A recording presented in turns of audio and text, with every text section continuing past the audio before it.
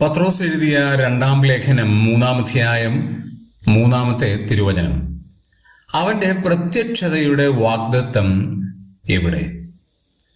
അവസാന കാലഘട്ടത്തെക്കുറിച്ച് പത്രോസ് ലീഹ തൻ്റെ മരണത്തോട് അടുത്തിരിക്കുന്ന സമയത്ത് ഓർപ്പിച്ചുണർത്തുമ്പോൾ ഒരു പ്രധാനപ്പെട്ട കാര്യം കൂടെ പറയുകയാണ്.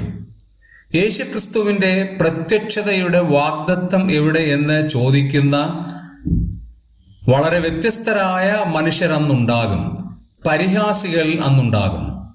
പ്രിയമുള്ളവരെ, കർത്താവായ യേശുക്രിസ്തു എത്രയും വേഗം വരും എന്ന് പ്രഘോഷിക്കുമ്പോൾ ആ പ്രഘോഷിക്കുന്ന ആളുകളിൽ ആ വലിയ പ്രത്യാശ ഉണ്ട് എങ്കിലും കേൾക്കുന്നവർക്ക് ഒരുപക്ഷെ ആ പ്രത്യാശ ഉണ്ടാകണം എന്നില്ല. അവർ ഇതുവരെ യേശു വരുമെന്ന് പറഞ്ഞിട്ട് വന്നില്ലല്ലോ, യേശുവിൻ്റെ പ്രത്യക്ഷതയുടെ ആ വാഗ്ദത്തം എവിടെയാണ്, എപ്പോഴാണ് ഇതൊക്കെ സാധ്യമാകുക, ഇതൊക്കെ നടക്കുന്ന കാര്യമാണോ എന്ന് ചോദിച്ച് യേശുക്രിസ്തുവിൻ്റെ പ്രത്യക്ഷതയുടെ വാഗ്ദത്തത്തെ നിഷേധിക്കുന്ന ഒരു കൂട്ടം ആളുകൾ ഉണ്ടാകും എന്നുള്ള പരമമായ ആത്മീക സത്യം ലോകത്തോട് പത്രോസ് ലീഹ പറയുകയാണ്. ഈ പരിഹാസികളുടെ കാലഘട്ടത്താണ് നമ്മൾ ജീവിക്കുന്നത്. എന്നാൽ നമ്മുടെ വിശ്വാസത്തിന് കോട്ടം സംഭവിക്കാതെ വരുവാനുള്ളവൻ വരും, താമസിക്കുകയുമില്ല എന്നുള്ള വാഗ്ദത്തിൽ ആശ്രയിച്ചുകൊണ്ട് ഭക്തരായി നമുക്ക് ജീവിക്കാം.